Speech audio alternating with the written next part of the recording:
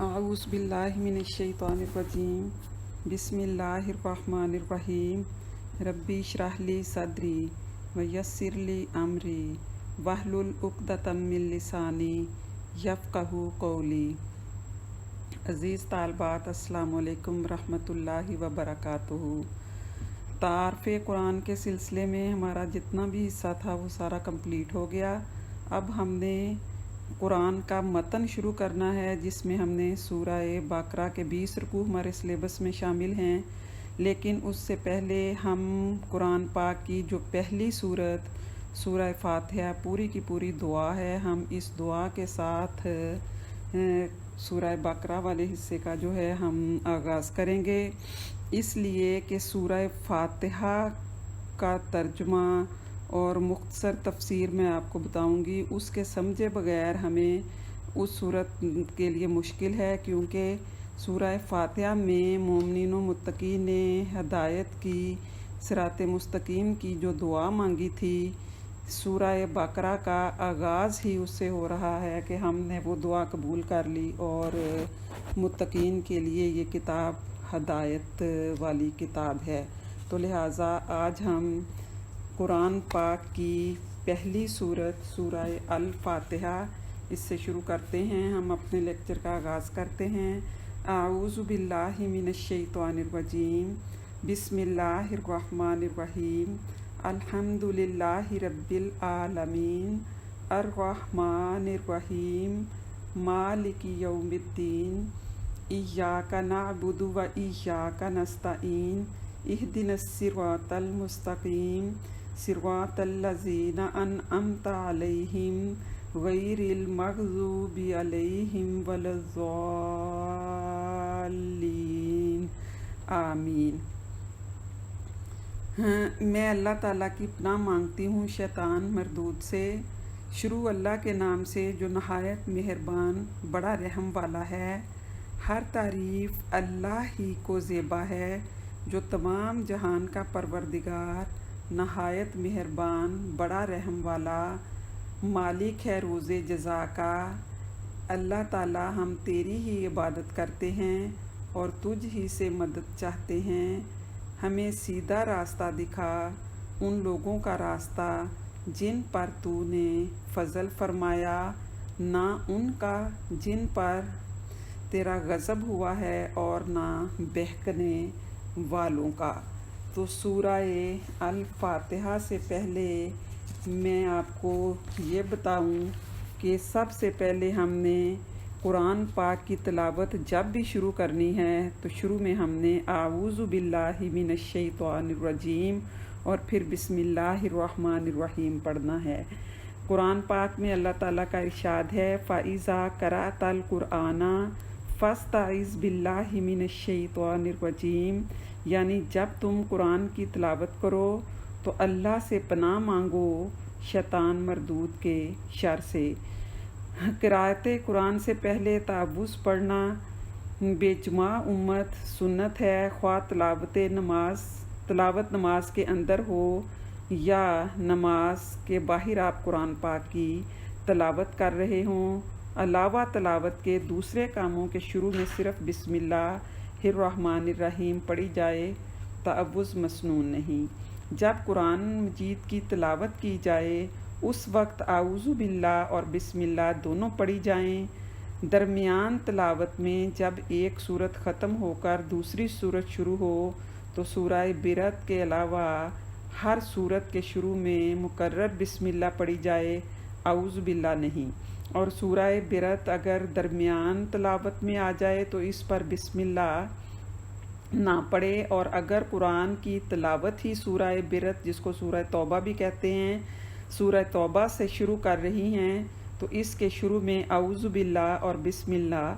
पढ़ना चाहिए। तो कुरान पाक की ये आयत फ़ाइज़ा क़रअतल कुरआना फ़स्तइज़ बिल्लाहि मिनश्शैतानिर्रजीम, यानी जब तुम कुरान की तिलावत करो तो अल्लाह से पनाह मांगो शैतान मरदूद के शर से,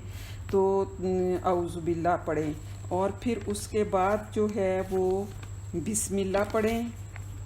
बिस्मिल्लाहिर्रहमानिर्रहीम, अल्लाह के नाम से शुरू करती हूँ जो बड़ा मेहरबान और نہایت رحم والا ہے۔ اہل جاہلیت کی عادت تھی کہ اپنے کاموں کو بتوں کے نام سے شروع کیا کرتے تھے۔ اس رسم جاہلیت کو مٹانے کے لیے قرآن پاک کی سب سے پہلی آیت جو حضرت جبرائیل علیہ السلام لے کر آئے، اس میں قرآن کو اللہ تعالیٰ کے نام سے شروع کرنے کا حکم دیا گیا۔ کیا حکم دیا گیا؟ اقرأ بسم ربک الذی خلق، پڑھ اپنے رب کے نام سے جس نے تجھے پیدا کیا۔ علامہ سیوطی رحمۃ اللہ علیہ نے فرمایا کہ قرآن کے سوا دوسری تمام آسمانی کتابیں بھی بسم اللہ سے شروع کی گئی ہیں، اور بعض علماء نے فرمایا ہے کہ بسم اللہ الرحمن الرحیم قرآن اور امت محمدیہ صلی اللہ علیہ وسلم کی خصوصیات میں سے ہے۔ دونوں قول کی تطبیق یہ ہے کہ اللہ کے نام سے شروع کرنا تو تمام آسمانی کتابوں میں مشترک ہے، مگر الفاظ بسم اللہ الرحمن الرحیم قرآن کی خصوصیت ہے، جیسا کہ بعض روایات میں ہے کہ حضرت صلی اللہ علیہ وسلم بھی ابتدا میں ہر کام کو اللہ کے نام سے شروع کرنے کے لیے بسمک اللہم پڑھتے تھے اور لکھتے تھے۔ جب آیت بسم اللہ الرحمن الرحیم نازل ہوئی تو یہی الفاظ جو ہیں ان کو اختیار کیا گیا اور ہمیشہ کے لیے یہ سنت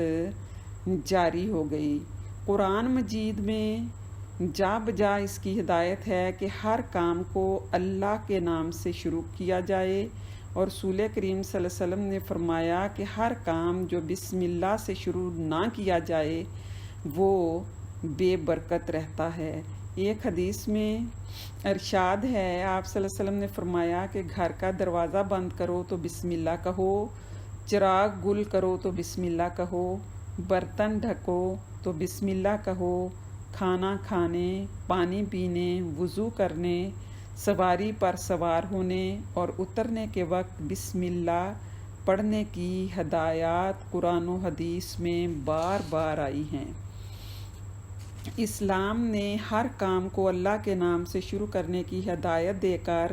انسان کی پوری زندگی کا رخ اللہ تعالیٰ کی طرف اس طرح پھیر دیا ہے کہ وہ قدم قدم پر اس حلف وفاداری کی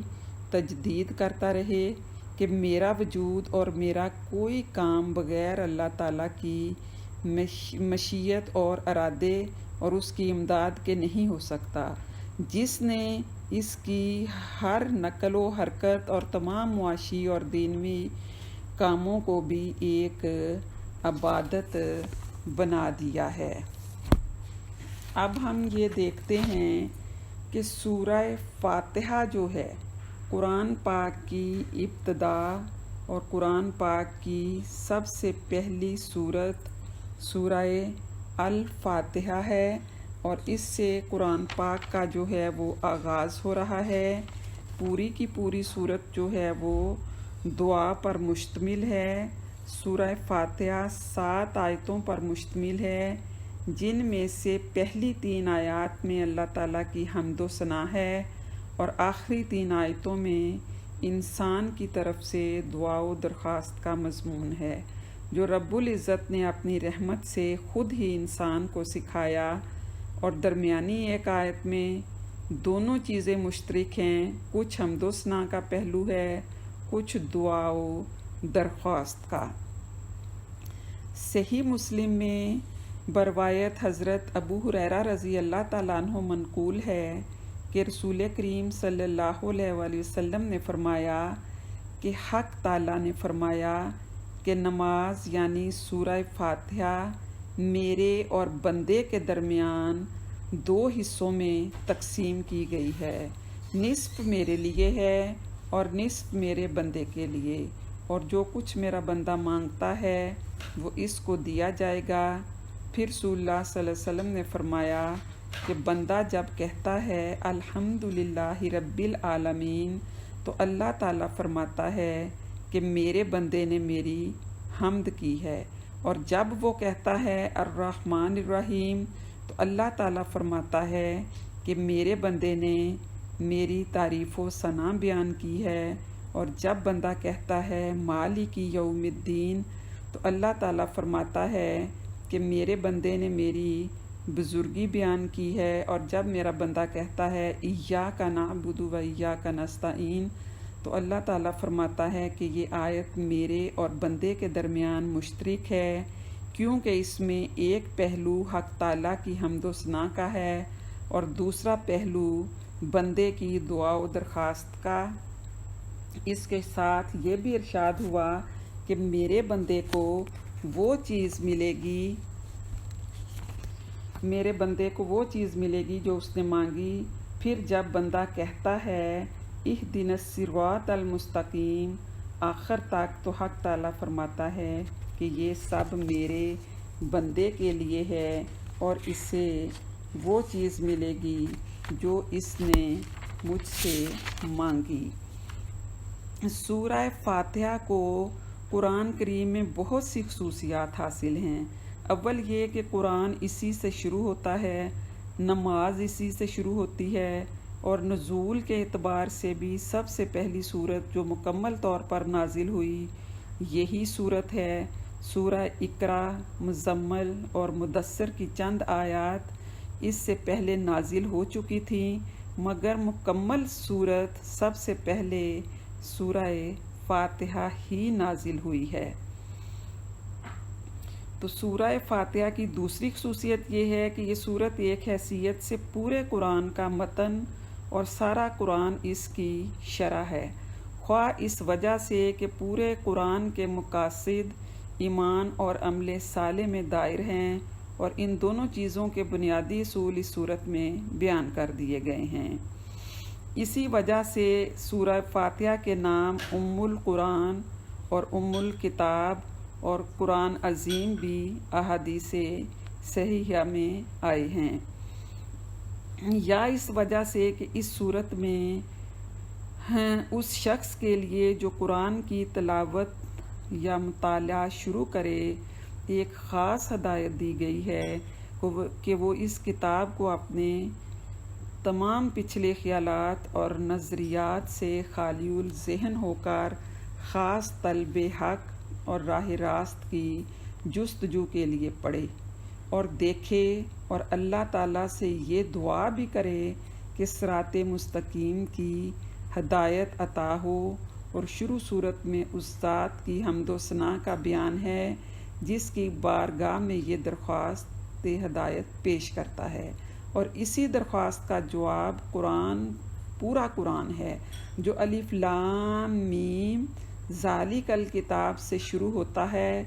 گویا انسان نے جو اللہ تعالیٰ سے راہ راست طلب کی تھی، اس کے جواب میں ذالک الکتاب فرما کر اشارہ کر دیا گیا کہ جو تم مانگتے ہو وہ اس کتاب میں موجود ہے۔ تو سورہ فاتحہ کی یہ مختصراً تفسیر آپ کو پڑھانے کا میرا مقصد یہی تھا کہ آپ کو سمجھ آ جائے کہ اہدنا الصراط المستقیم، صراط مستقیم پر چلنے کی جو دعا مانگی گئی تھی، پورا قرآن اس کا جواب ہے جو الف لام میم ذالک الکتاب سے شروع ہوتا ہے، اور سورہ بقرہ کا آغاز کس سے ہوتا ہے؟ الف لام میم ذالک الکتاب لا ریب فیہ ھدی للمتقین۔ رسول کریم صلی اللہ علیہ وسلم نے فرمایا کہ قسم ہے اس ذات کی جس کے قبضہ میں میری جان ہے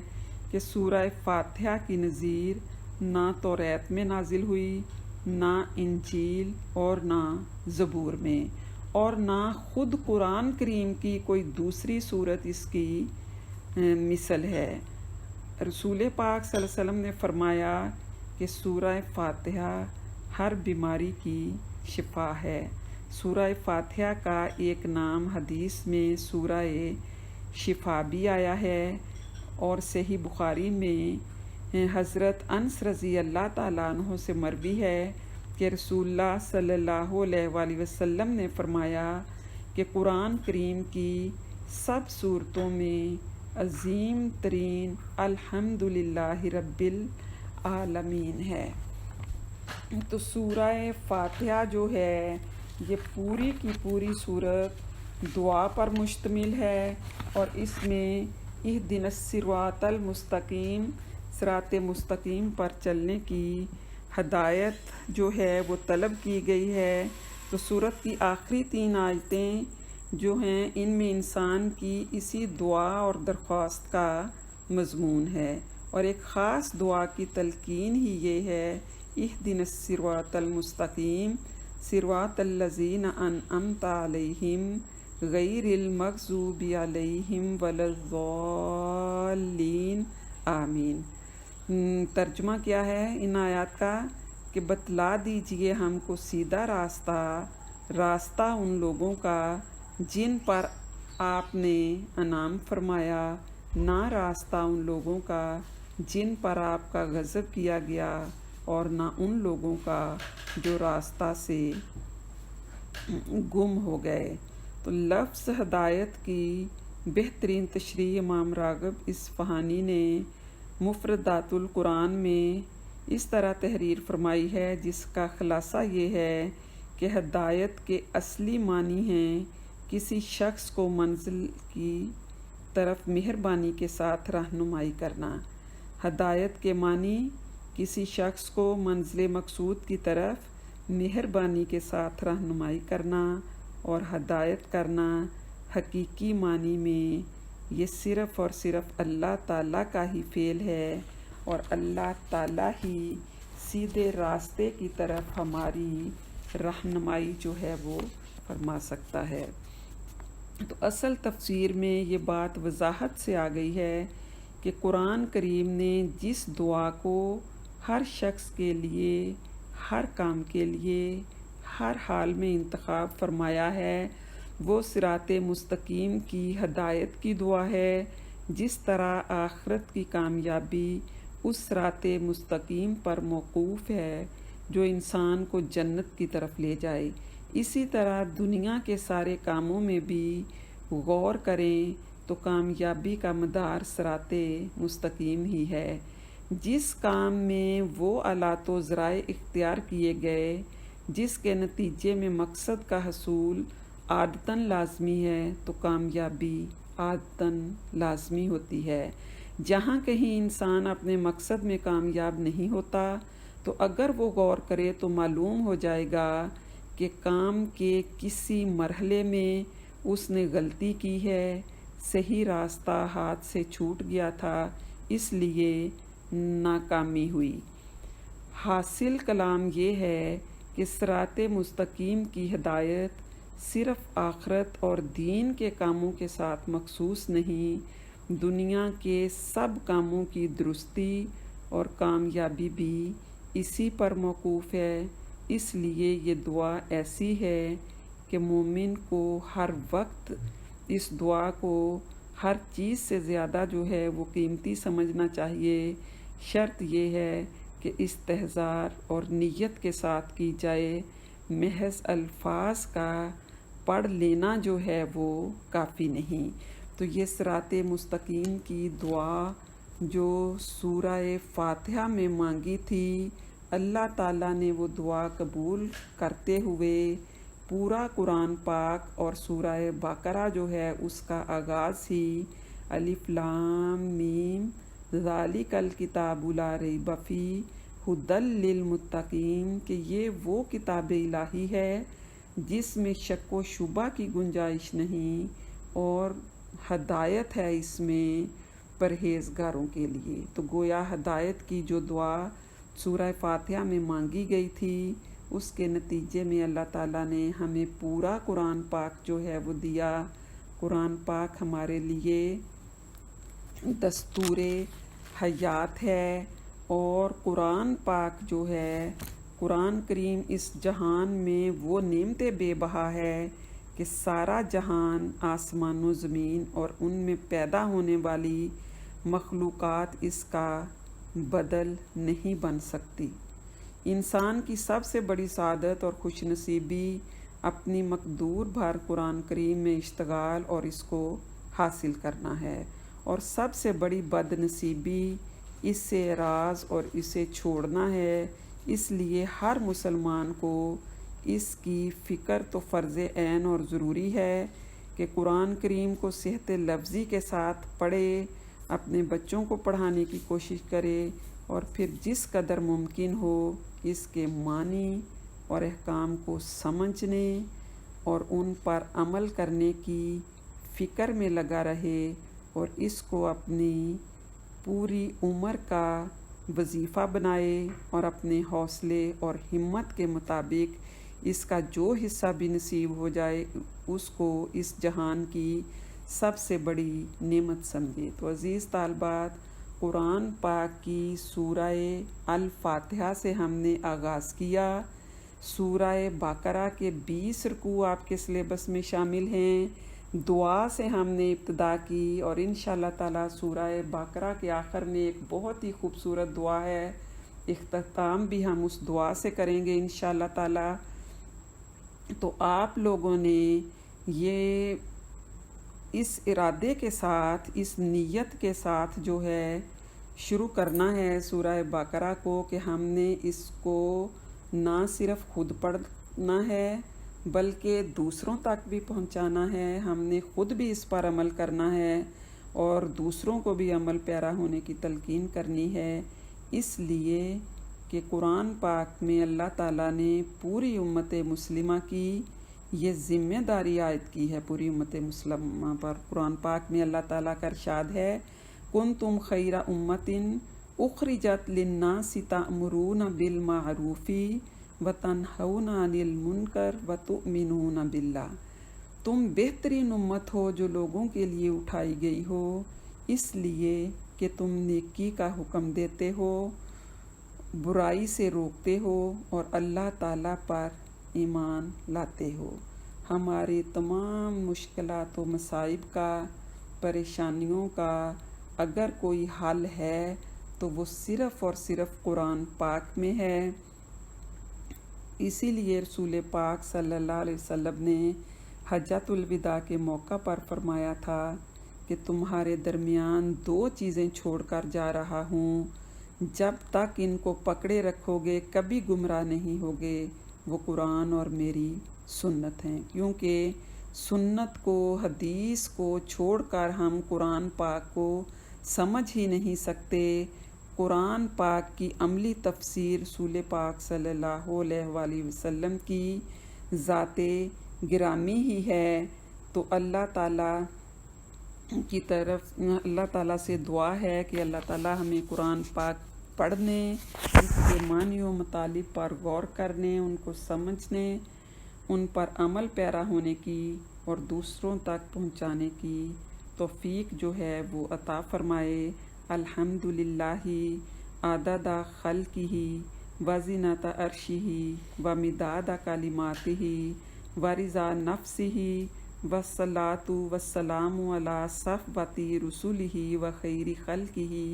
سیدنا محمد وآلہ وصحبہ وجمیع الانبیاء والمرسلین وما علینا الا البلاغ۔